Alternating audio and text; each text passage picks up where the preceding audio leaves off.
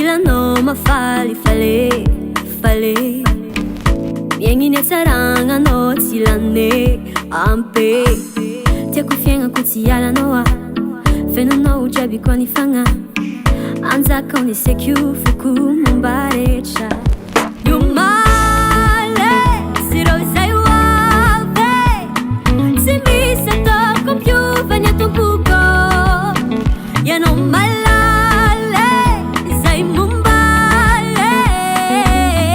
kanena lavitrano tsy ho vita ankilanao za ravoravo zaho ankilanao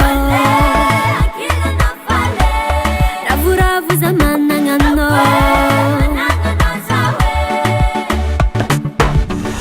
Jehovah mpiandry ahy ka tsy hanan zava-mamory ahy mety ndray moron-drano fialan-tsasatra izy mamelombelona mifanahiky raha sendraka manonjanonja ny alondrano mamakilalan-tsarotra sy vehivavalo ny teninao mianao zao ampifikirako ny tananao mahery mandresy ny fahavaloko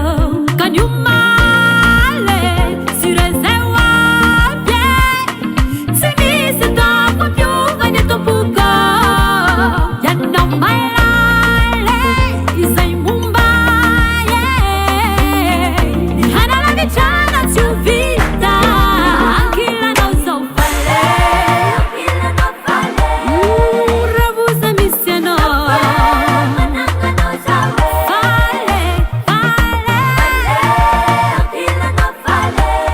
ravoravoza managnanao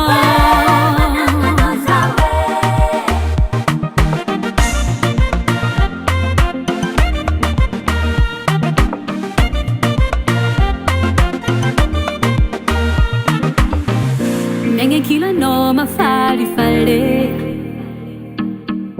miagny ny atsaragnanao tsy lane raha sendraka manonjanonja ny alondranao ny tsorakasonao